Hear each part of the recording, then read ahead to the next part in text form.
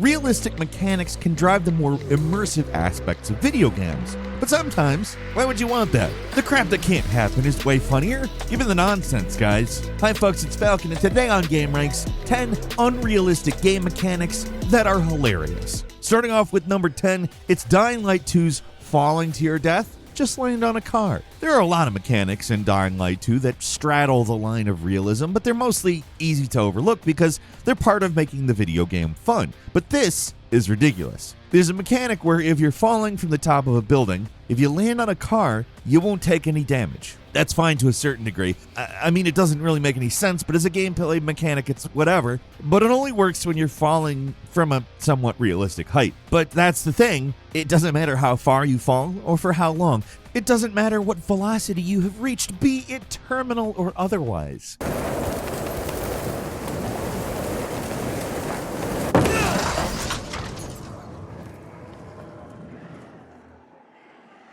As long as there is a car there, you're walking away from this. You're like Batman in The Dark Knight. You just fall off a skyscraper, but you're fine. Hell, you're better than Batman. He had to curl up. You literally just land on your feet and keep going like it's nothing. In the first game, pretty much every building was only a few floors tall. If there's a skyscraper, you couldn't just jump off of it. But with the extra verticality in Dying Light 2, you're running into mechanics that sound good on paper, but in-game, they're just goofy as hell. How's a car supposed to cushion your... Think about that. Do you sit on cars in the living room to watch a show or play a game? No, you sit on a couch with cushions, not metal. The things inside the car, you know, the seats, might slightly cushion your fall if it was from like 12 feet. But we're talking like the roof of a car, metal, glass. How's that supposed to cushion your fall? Hey, remember all those movies where the bad guys fall off skyscrapers, crash into cars, and totally survive? Of course not. They don't do that in movies because it would look fake. And this looks fake. And it's really funny. Like,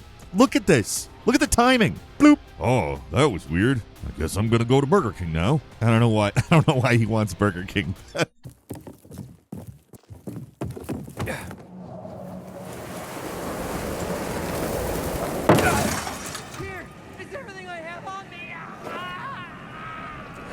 And number 9, Halo 3's vehicle flipping. Vehicles are an important part of the Halo experience, and what are vehicles likely to do in bumpy, uneven terrain? Well, they're gonna flip. It would suck if one mishap meant that your vehicle was stuck like that forever, so they added a simple mechanic where you can flip the car right side up with the press of a button. This by itself isn't anything too crazy. Master Chief is supposed to have super strength, so him being able to flip a Warthog single-handedly isn't impossible.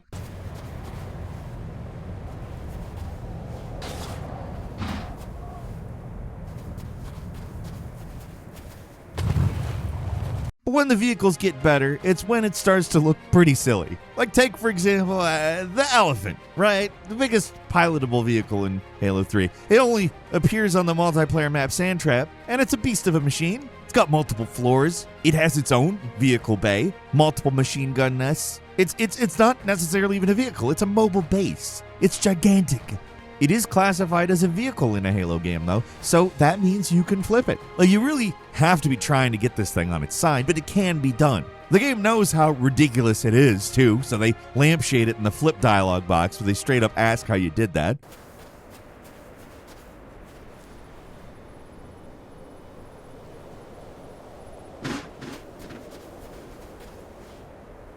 Even though this thing it's as big as a small building and weighs like 205 tons, but John Halo can still flip it. Zero questions. It makes sense for smaller vehicles, but the bigger you go, the more outlandish it gets. And vehicles in Halo do not get much bigger than the Elephant. And number 8 is Far Cry 2, Heat to Avoid Drowning. Ignoring the fact that the health and healing in video games is as far from realistic as it is, you can at least say there's some logic to it. Far Cry 2, at least in theory, actually tries to add some artifice to the problem by being the first Far Cry game to make it so if you're in critical health, you can press the healing button to do some impromptu surgery. It's random what happens. Sometimes you'll pull a bullet out or cauterize a wound or pull some barbed wire out of your arm. It makes sense if what you're doing is getting shot at or getting caught in barbed wire, but these animations play randomly regardless of what you're doing. So even when you're doing something completely unrelated, like say you're underwater and drowning, somehow, inexplicably, you're pulling shrapnel out of your skin, and it keeps you from running out of oxygen. Good work.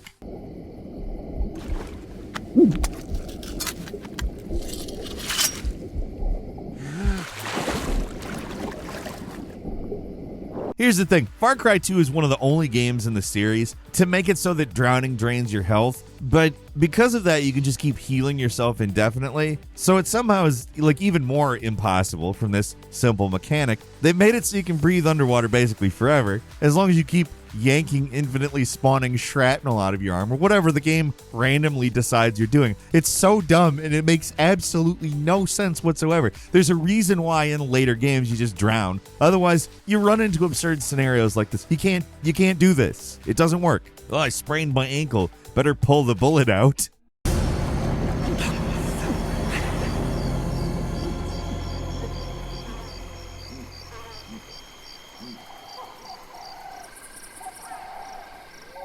And number 7 is insurance fraud in the Saints Row series. The Saints Row games, at least in their heyday, were more about being fun than any kind of internal logic. If a minigame sounded fun, the devs would put it in, even if it didn't make sense. Insurance fraud is basically that mode. Take Burnout 3's crash mode, but instead of a car, the objective is to throw your character into a busy cross-section and rack up as much damage as possible.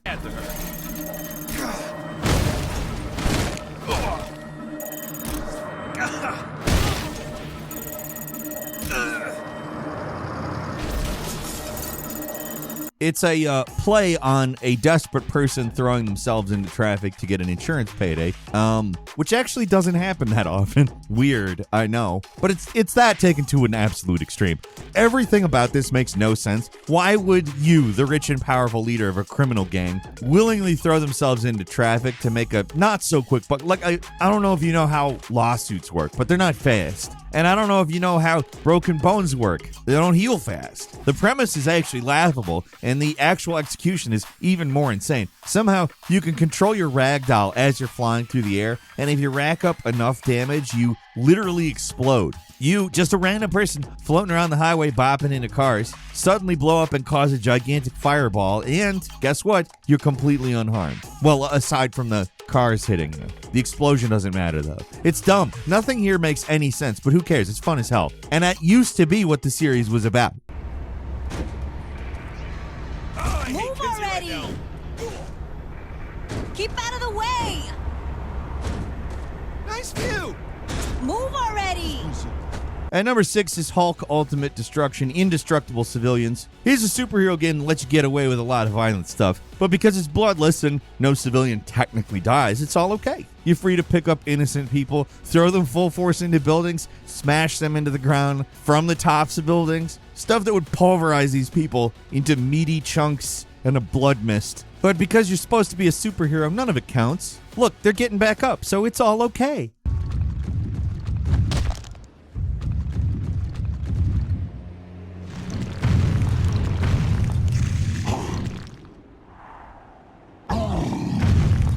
It's supposed to make it so you're not a vicious killer, but come on, that's not fooling anybody. Look at Hulk put people back on the ground, give them a little pat on the head. See, they're okay, kids. All that barbarism you just inflicted on them, it's wiped away. What makes it even more outlandish is that civilians always act the same way. You pick them up and put them down, they'll always run away screaming. Even if you put them on a building, they'll react the same way. They'll get scared and run away right off the ledge. Oops. I don't know how the game justifies how they're still alive after that, but you can keep doing it. Just an endless stream of lemming-like PCs falling their own completely avoidable deaths because they're scared of you, the Hulk, the gentleman who will not harm or kill them because he can't, due to, I guess, magic. It's just how the game's designed.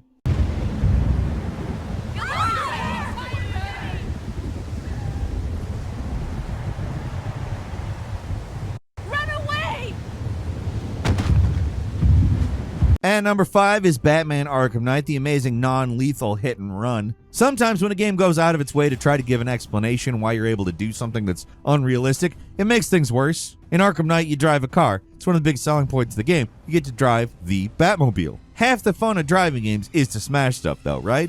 Yes. I'm not even going to let you answer that one. You know the answer. And also, if you said no, it wouldn't matter. This is a recording. So there's that. But anyway, smashing stuff is a ton of fun, and there's a ton of thugs everywhere all over the streets. So it only makes sense that players are going to want to run them over. That's kind of a problem, though, considering Batman kind of famously vowed not to kill. It's one of his defining traits. But it would suck if you couldn't run over the bad guys with your rolling death machine. Imagine if this game was like a racing game or something, and the enemies jumped out of the way. That's not satisfying. It would be funny, but that wouldn't be satisfying. So Rocksteady came up with a hilarious solution that must have made sense to everybody on paper, but in action, it's absolutely deranged. So how do you justify Batman ramming enemies with a giant truck? Easy. He electrocutes them too.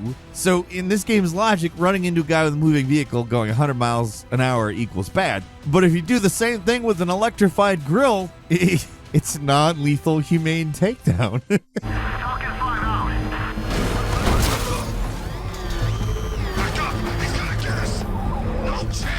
You send these guys flying hundreds of feet through the air, and we're supposed to believe they're okay because you electrocuted them? What? Batman's non-lethal combat strains credibility on a good day, but this mechanic is just blatant how silly and impossible it is. It is satisfying as hell, though, aside from being quite funny, which is, the things that matter, right? That's what matters to me.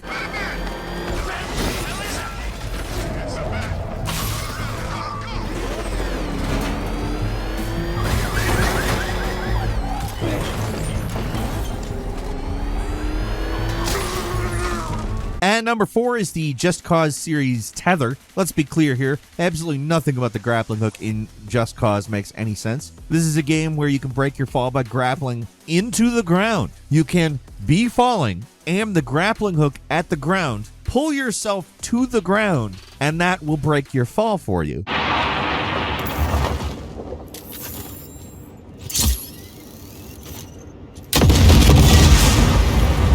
Just Cause and reality separated a long time ago. This series puts fun over realism every time, and that's good. But that's the only explanation for why Tether exists. It's an ability that's been in the game since the second one of them, and it's only gotten more and more ridiculous with time. By the fourth game, you can tether two things together, attach balloons on them, set off rockets, make things slam together, all stuff that's completely impossible, and most of the time just doesn't serve any purpose whatsoever. But it's so much fun, it doesn't matter at all.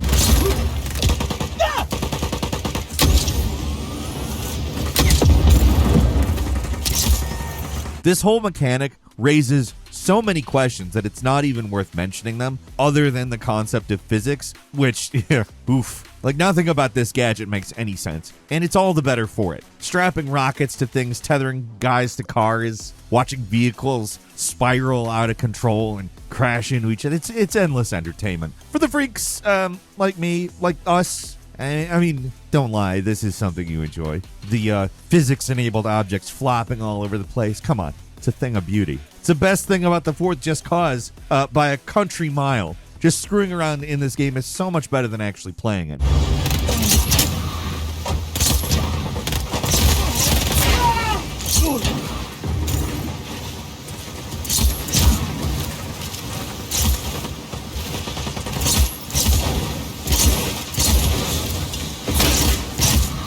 And number 3 is Gravity Rush 2's Stasis Field, another series where reality is out for lunch. The whole concept is that you have the power to reverse gravity, just for you though, which is, it's essentially flying, except for the flying works like gravity. Yeah, like, it's an ingenious idea for an open world game, honestly. But the thing that's really hilarious is the stasis field, where you can tap a button and grab everything in the area around your character. It's meant for grabbing little objects in the environment to use as projectiles, but you're just as likely to grab people, and they get thrown around just as easy as anything else. And the more you upgrade it, the bigger area of effect, so there's that. Eventually, it gets hard not to grab people using this move, and it's hilarious watching these hapless dopes try to swim in the air and get thrown off a ledge. That's what makes the whole thing even better. There's absolutely no consequences.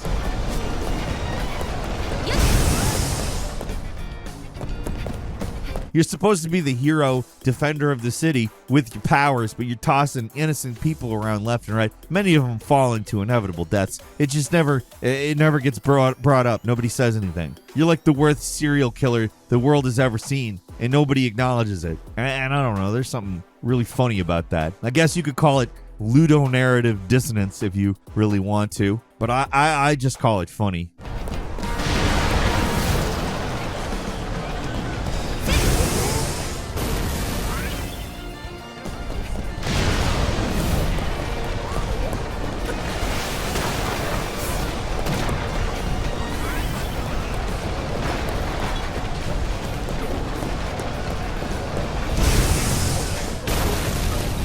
And number 2 is Duke Nukem 3D's Double Mighty Foot. The Mighty Foot, or Might Boot, whatever you want to call it, is iconic. It's Duke's melee attack, and it's got 2 different variations. One where you attack as a melee weapon and a quick kick assigned to a key that you can use with any weapon. Separately, they're perfectly normal game mechanics, but when you combine them, magic happens. Just switch to the melee weapon, spam the attack and the quick kick button, and Duke will somehow kick with both feet.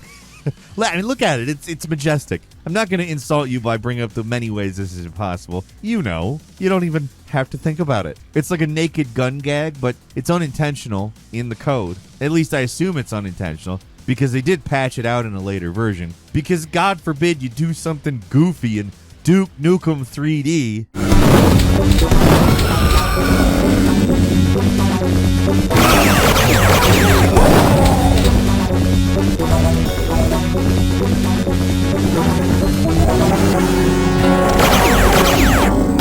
And finally, at number 1, Siphon Filter's Taser. If you know anything about the old Siphon Filter games on PlayStation 1, this is probably it. The taser is a weapon that's meant to stun enemies, but let's be honest here, we all used it the same way. You hold the button down, and you keep tasering the guy until he lights on fire. The taser's got infinite ammo. It counts as a stealth weapon, even when you burn a guy to a crisp and they're screaming bloody murder.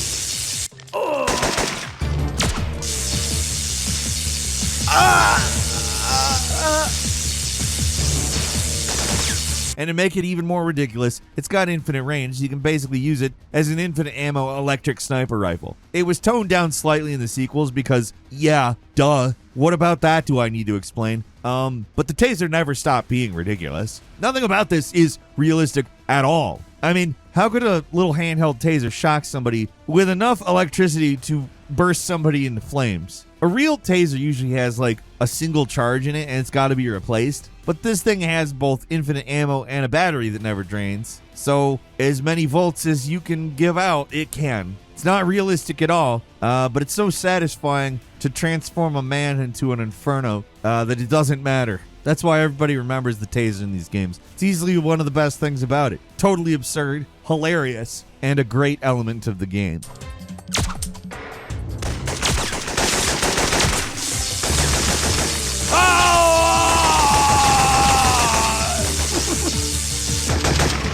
And that's all for today. Leave us a comment. Let us know what you think. If you like this video, click like. If you're not subscribed, now's a great time to do so. We upload brand new videos every day of the week. Best way to see them first is, of course, a subscription, so click subscribe. Don't forget to enable notifications. And as always, we thank you very much for watching this video. I'm Falcon. You can follow me on Twitter @FalconTheHero. We'll see you next time right here on GameRanx.